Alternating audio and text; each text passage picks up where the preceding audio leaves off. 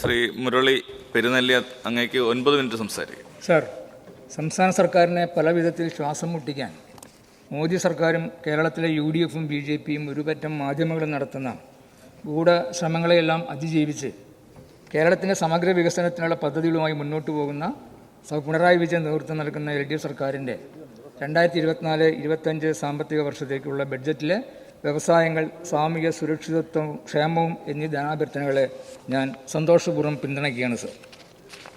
Sir, നമ്മുടെ രാഷ്ട്രത്തിന് അതിൻ്റെ ധാർമ്മിക ദിശാബോധം നഷ്ടപ്പെട്ടിരിക്കുന്നു. രാഷ്ട്രീയ പ്രതിഫലേച്ഛയ്ക്കായി ഏറ്റവും ഹീനമായ കുറ്റകൃത്യങ്ങളും വംശീയഹത്യകളും വംശീയ ശുദ്ധീകരണവും നടത്താനുള്ള ആഹ്വാനങ്ങളെ കൈയടിച്ചും ആർപ്പു വിളിച്ചും പ്രോത്സാഹിപ്പിക്കുന്നു. അതേസമയം സമ്പത്തിൻ്റെ കേന്ദ്രീകരണം ഏതാനും പേരിലേക്ക് ചുരുങ്ങി വരുന്നു. ഇത് ദയയില്ലാതെ മോദി സർക്കാർ വേട്ടയാടുന്ന അരുന്ധതി റോയിയുടെ finish the job but do it kindly എന്നുള്ള തലവാചകത്തോടു കൂടി കനിവോടെ കൊല്ലുക എന്നുള്ള തലവാചകത്തുള്ള പുസ്തകത്തിലെ വാചകങ്ങളാണ്.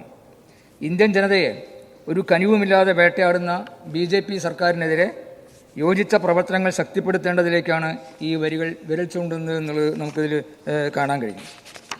ഇന്നലെ ഇവിടെ സംസാരിക്കുമ്പോൾ പ്രതിപക്ഷ നേതാവ് സൂചിപ്പിക്കുകയുണ്ടായി, ഫാസിസ്റ്റ് വിരുദ്ധ പോരാളിയായി വയനാട്ടിൽ പ്രിയങ്ക ഗാന്ധി മത്സരിക്കുമെന്നാണ് അദ്ദേഹം പറഞ്ഞതായിട്ട് കേട്ടത്. എന്നാൽ ഈ പോരാട്ടത്തിൽ സാംസ്കാരിക തലസ്ഥാനമായ തൃശ്ശൂരിൽ കോൺഗ്രസ് ഏത് പക്ഷത്തായിരുന്നു എന്നുള്ളത് നമുക്ക് കൃത്യമായിട്ട് ഒന്ന് പരിശോധിച്ച് പോകേണ്ടതുണ്ട്. വേട്ടക്കാരനായ മോദി സർക്കാരിൻ്റെ കൂടെയായിരുന്നു തൃശ്ശൂരിൽ കോൺഗ്രസ് എന്നുള്ളത് വളരെ പകൽ പോലെ വ്യക്തമായിട്ടുള്ള ഒരു കാര്യമാണ്. തൃശ്ശൂർ ഞാനിങ്ങ് എടുക്കുക എന്ന സുരേഷ് ഗോപിയുടെ സിനിമാ സ്റ്റൈൽ ഡയലോഗുകൾ എത്ര കാലമായി സാംസ്കാരിക തലസ്ഥാനമായ തൃശ്ശൂരിൽ മുഴങ്ങി നിൽക്കുന്നതാണ്.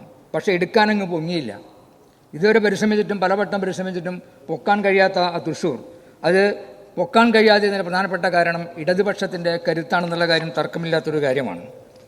എന്നാൽ കേരളത്തിൽ BJPക്ക് ഒരു മാതൃകയുണ്ട്, അത് തൃശ്ശൂർ മാതൃകയാണ് എന്ന് പറഞ്ഞത് കേന്ദ്ര സഹമന്ത്രിയായിട്ടുള്ള ജോർജ് കുര്യനാണ്.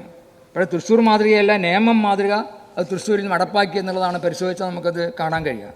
2021 പിണറായി പറഞ്ഞു, ആ നേമം അക്കൗണ്ട് ഞങ്ങൾ പൂട്ടിക്കും.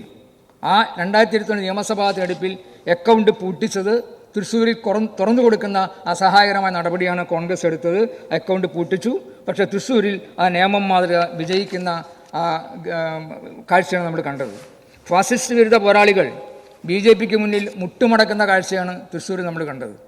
നേതാക്കന്മാർ തന്നെ, സിനിമാ നടന്മാർ ഈ സ്റ്റണ്ട് സീനുകളിൽ എതിരാളികളെ, വില്ലന്മാരെ പരാജയപ്പെടുത്താൻ ഡ്യൂപ്പുകൾ ഇറക്കുക എന്ന് പറയുന്ന ഒരു സമ്പ്രദായം നമ്മൾ സിനിമയിൽ കാണാറുണ്ട്. അതുപോലെ തൃശ്ശൂരിൽ സ്ഥാനാർത്ഥി നടൻ 4 ഡ്യൂപ്പുകളെയാണ് ഇടതുപക്ഷത്തെ പരാജയപ്പെടുത്താൻ, അതുവഴി വിജയിക്കാൻ വേണ്ടി അവിടെ ഇറക്കിയത്.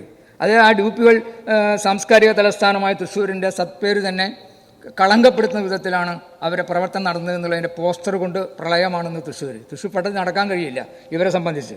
അതിലൊരാൾ വീട് മുടക്കിയ, ആ വീട് മുടക്കി വടക്കാഞ്ചേരി പാവങ്ങൾക്കുള്ള ഫ്ലാറ്റ് തകർക്കാൻ CBIയെ കൊണ്ടുവന്ന ഈ സഭയിലുണ്ടായിരുന്നൊരു മുൻ MLA ആണ്. അയാൾ ഇപ്പോഴും ഇക്കരെ കോൺഗ്രസ് തന്നെയാണ്.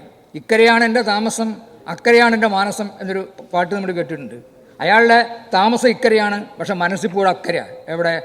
മോദിയുടെ BJPയുടെ കൂടെയാണ്. അപ്പോൾ അക്കരെയാണെന്നുള്ള ആ സ്ഥിതിവിശേഷത്തിൽ BJPയുടെ മനസ്സാണ് അനിൽ അക്കര എന്ന് പറയുന്ന മുൻ MLAക്ക് നമുക്കിവിടെ കാണാൻ കഴിയുന്നത്. മറ്റൊരു ഡ്യൂപ്പ് സർ DCC പ്രസിഡൻ്റാണ് ജോസ് വൾഡൂർ. എൻ്റെ പഴയ മണലൂർ മണ്ഡലക്കാരാണ്, അന്തിക്കാട്ടുകാരനാണ്, എൻ്റെ സുഹൃത്തു കൂടിയാണ്. അത് മറ്റൊരു ഡ്യൂപ്പാണ്. പിന്നെ UDFൻ്റെ ചെയർമാൻ MP വിൻസെൻ്റ്. അപ്പോൾ 3 പേരായി. 4-മനാര വളരെയധികം പ്രതാപവാനാണ്, മോശക്കാരനല്ല. ആ മണ്ഡലം നിറയെ ഈ കഴിഞ്ഞ തിരഞ്ഞെടുപ്പിൽ മുരളീധരൻ സ്ഥാനാർത്ഥി വരുന്നതിന് മുമ്പ് തൃശ്ശൂർ മണ്ഡല ചുമര് മുഴുവൻ എന്തായിരുന്നു? പ്രതാപകാലം ഇതാ വരുന്നു എന്ന് പറഞ്ഞിട്ടുള്ള വലിയ ചുമരെഴുത്തുകളായിരുന്നു. അപ്പോൾ തൃശ്ശൂരിൽ നമുക്കത് കാണാം. ഈ 4 പേർ സംഘത്തിൻ്റെ പോസ്റ്ററാണ് ഇന്നിപ്പോൾ ചുമരിലൊക്കെ കാണാൻ കഴിയുന്നത്. ഈ 4 പേർ സംഘത്തിനെതിരായിട്ടുള്ള കോൺഗ്രസ്സുകാരുടെ പോസ്റ്ററുകളാണ് DCC ഓഫീസിന് മുന്നിലും സാംസ്കാരിക തലസ്ഥാനമായ തൃശ്ശൂരിൽ ഇപ്പോൾ നിറഞ്ഞു നിൽക്കുന്നത് എന്നുള്ളത് പത്രങ്ങളിലൊക്കെ വരികയാണ്. ഇപ്പോൾ നിലവിലെ MP പ്രതാപൻ തിരഞ്ഞെടുപ്പ് കാലം എന്തായിരുന്നു? വിദേശത്ത് ഫണ്ട് പിരിവിലായിരുന്നു. ഞാൻ പറയുന്നതല്ല, അവിടെ പോസ്റ്ററിൽ കാണുന്ന ഒരു പ്രധാനപ്പെട്ട കാര്യമാണ്.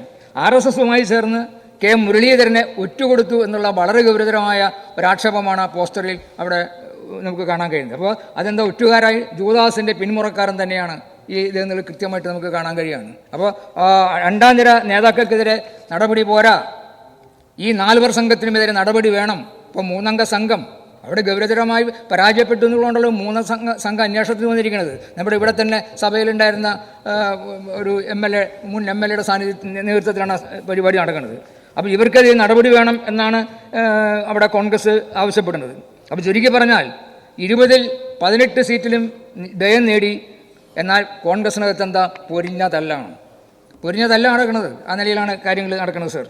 സർ തൃശ്ശൂർ ഒറ്റുകൊടുക്കാൻ എത്ര പരിശ്രമിച്ചിട്ടും ഇടതുപക്ഷ കരുത്തുകൊണ്ട് കഴിയാതെ പോയ സുരേഷ് ഗോപിക്ക് 4 പേർ സംഘം ചുറ്റും നിന്ന് അണിനിരന്നപ്പോൾ ആ തൃശ്ശൂരിനെ എടുക്കാൻ കഴിഞ്ഞു എന്നുള്ള ഒരു യാഥാർത്ഥ്യമാണ് നമുക്കവിടെ കാണാൻ കഴിയുന്നത്. 2019 സർ TM പ്രതാപന് ലഭിച്ച വോട്ടിൽ 86,965 വോട്ട് എവിടെ പോയി പറയണ്ടേ? ആ വോട്ട് അന്വേഷണത്തിനുള്ള കമ്മീഷൻ വെച്ചിരിക്കുന്നത്. 74,686 വോട്ടും അതിൻ്റെ ഭൂരിപക്ഷമാണ് ആര് നേടിയത്? സുരേഷ് ഗോപി നേടിയത്. അപ്പോൾ കോൺഗ്രസിൻ്റെ വോട്ട് പോയി എന്നുള്ളത് തർക്കമില്ലാത്തൊരു കാര്യമാണ്. അത് ലളിതമായ കണക്കാണ്. 10% വോട്ട് പോയ വഴി തന്നെ കാണാതെ ഇരുട്ടിക്കിടന്ന് തപ്പുക അവിടെ കോൺഗ്രസ്. 4.1 ലക്ഷം വോട്ട് ഇപ്പോൾ 3.28 ലക്ഷം വോട്ടായിട്ട് ചുരുങ്ങി കഴിഞ്ഞിരിക്കുകയാണ്. അപ്പോൾ തൃശ്ശൂരിൽ കോൺഗ്രസിൻ്റെ സഹായത്തോടെ വിജയിച്ച MP സുരേഷ് ഗോപിയുടെയും അതുപോലെ BJPയുടെയും അവസ്ഥയും വളരെ വ്യത്യസ്തമല്ല സർ. കോൺഗ്രസിനെ പോലെ 10 മന്ത്രിമാരെയും കുറച്ച് IAS ഉദ്യോഗസ്ഥന്മാരെയും കിട്ടിയ തൃശ്ശൂർ അങ്ങോട്ട് ശരിപ്പെടുത്തുമെന്ന രൂപത്തിലാണ് അദ്ദേഹം അവിടെ സ്വപ്നം കണ്ട് പറഞ്ഞിരുന്നത്. പക്ഷേ ആ സ്ഥിതിവിശേഷം പോയി. സ്വതന്ത്ര പദവി പോലുമില്ല. ഒരു സഹമന്ത്രി സ്ഥാനം കൊണ്ട് തൃപ്തിപ്പെടേണ്ടി വന്നു. അപ്പോൾ നിരാശക്കിടയിലും തിന്ന ചോറിന് അവിടെ നന്ദി കാണിക്കുന്ന നിലപാട് നമുക്ക് കാണാൻ കഴിയുന്നുണ്ട്. ഇപ്പോൾ നൂറ്റാണ്ടുകൾ പഴക്കമുള്ള ബാബരി പള്ളി പൊളിച്ചപ്പോൾ കൂർക്കം വലിച്ചുറങ്ങിയിരുന്ന അന്നത്തെ പ്രധാനമന്ത്രി നരസിംഹറാവുവിന് ഭാരതരത്ന അവാർഡ് കൊടുത്തുകൊണ്ടാണ് നരേന്ദ്രമോദി സർക്കാർ മാനിച്ചത്. അതുപോലെ വിജയിക്കാൻ തന്നെ സഹായിച്ച കോൺഗ്രസിനെ പ്രീണിപ്പിക്കാൻ അന്തരിച്ച ഇന്ദിരാഗാന്ധിയെ മാതാവെന്നും ഭാരതമാതാവെന്നും കരുണാകരനെ കേരള പിതാവെന്നും പറയാൻ തയ്യാറായതും യാദൃശ്ചികമല്ല. അപ്പോൾ കേരളം തൂത്തുവാരിയ UDFനും അതുപോലെ കേരളത്തിൽ അക്കൗണ്ട് തുറന്ന BJPക്കും സന്തോഷമല്ല, തമ്മിൽ തല്ലാണ്. എന്നാൽ ഇടതുപക്ഷ ജനാധിപത്യ മുന്നണി പരാജയം അതെന്തുകൊണ്ടെന്ന് കൃത്യമായി പരിശോധിച്ചുകൊണ്ട് കൂടുതൽ കരുത്ത് നേടി ഈ കേരളത്തിൽ മുന്നോട്ട് പോകും എന്നുള്ളത് മുൻകാല അനുഭവങ്ങളുണ്ട്. ഇത്തവണയും അത് ഉണ്ടാകും. സർ, നാളിതുവരെ നമ്മൾ കണ്ടിട്ടില്ലാത്ത വികസന പ്രവർത്തനങ്ങളും കഴിഞ്ഞ 8 വർഷമായി കേരളത്തിൽ നമ്മൾ കാണുന്നത്. കേരളം വ്യവസായത്തിന് പറ്റിയ സ്ഥലമല്ലെന്ന ശക്തമായ പ്രചരണത്തിൻ്റെയും 2 ലക്ഷം പുതിയ സംരംഭത്തിലൂടെ പുതിയ 5 ലക്ഷം പേർക്ക് തൊഴിൽ നൽകിയ നിസ്സാരമായ കാര്യമല്ല. വികസിത രാജ്യങ്ങളോട് കിടപിടിക്കുന്ന പശ്ചാത്തല സൗകര്യ മേഖലയിലേക്കാണ് കേരളം അതിവേഗം മുന്നേറുന്നത്. കേരളത്തിലെ സമഗ്ര വികസനത്തിനും സാമൂഹ്യനീതിക്കും വേണ്ടിയാണ് LDF സർക്കാർ പരിശ്രമിച്ചുകൊണ്ടിരിക്കുന്നത്. ഇന്ത്യൻ സമ്പദ്ഘടനയുടെ നെടുംതൂണുകളാണ് പൊതുമേഖല എന്ന് പറഞ്ഞത് പ്രധാനമന്ത്രി പണ്ഡിറ്റ് ജവഹർലാൽ നെഹ്റുവാണ്. എന്നാൽ BJP സർക്കാർ ഈ പൊതുമേഖലയെ വിറ്റ് തുളയ്ക്കുകയാണ്. തുടക്കം കുറിച്ചത് കോൺഗ്രസുമാണ്. പൊതുമേഖല സംരക്ഷണമെന്ന LDF സർക്കാരിൻ്റെ നയത്തിൻ്റെ ഭാഗമായി ബദൽ വികസനം വ്യവസായ വകുപ്പ് നടപ്പാക്കിക്കൊണ്ടിരിക്കുകയാണ്. കേന്ദ്ര സർക്കാർ വിൽപ്പനയ്ക്ക് വെച്ച ഹിന്ദുസ്ഥാൻ ന്യൂസ് പ്രിന്റ് ലിമിറ്റഡും അതുപോലെ ബെൽ സംസ്ഥാന സർക്കാർ ഏറ്റെടുത്ത് Kerala paper products limited, KEL EML എന്നീ പേരുകളിൽ പ്രവർത്തനം പുനരാരംഭിച്ചത് LDF സർക്കാരിൻ്റെ തൊപ്പിയിലെ പൊൻതൂവലാണ്. കേന്ദ്ര പൊതുമേഖലയിലെ സ്റ്റീൽ അതോറിറ്റി ഓഫ് ഇന്ത്യയും സംസ്ഥാന പൊതുമേഖലയിലെ സ്റ്റീൽ കോംപ്ലക്സ് ലിമിറ്റഡും ചേർന്ന സംയുക്ത സംരംഭം ഛത്തീസ്ഗഡ് കമ്പനിക്ക് കൈമാറാനുള്ള നീക്കം സംസ്ഥാന സർക്കാരിൻ്റെ ശക്തമായ ഇടപെടൽ വഴി national company law appellate tribunal തടഞ്ഞത് സർക്കാരിൻ്റെ ഇച്ഛാശക്തിയാണ് കാണിക്കുന്നത് നമുക്ക് കാണാൻ കഴിയും. സാമൂഹ്യ സുരക്ഷ, പൗരന്മാരുടെ ക്ഷേമം എന്നിവ LDF സർക്കാരിൻ്റെ അടിസ്ഥാന പ്രതിബദ്ധതയാണ്. ഒരു നല്ല ജീവിതം നയിക്കുന്നതിനായി അവശ്യവസ്തുക്കൾ ലഭ്യമല്ലാത്തവർക്കും സാമൂഹിക സാമ്പത്തിക ഉന്നമനത്തിന് സംരക്ഷണവും പ്രോത്സാഹനവും നൽകുന്നതിൽ LDF സർക്കാർ പ്രധാന പങ്കുവഹിക്കുന്നു. 62 ലക്ഷം പേർക്ക് ഇവിടെ പെൻഷൻ കൊടുക്കുന്നത്. ഇവിടെ ചർച്ച പറയുണ്ടായി. 18 മാസത്തിലേറെ പെൻഷൻ കൊടുക്കാത്ത UDF അതില്ല, വരും നുണയാണ് അവിടെ നിന്ന് പറഞ്ഞത്. അവിടെ ക്രൂരതയാണ് അന്ന് കാണിച്ചത്.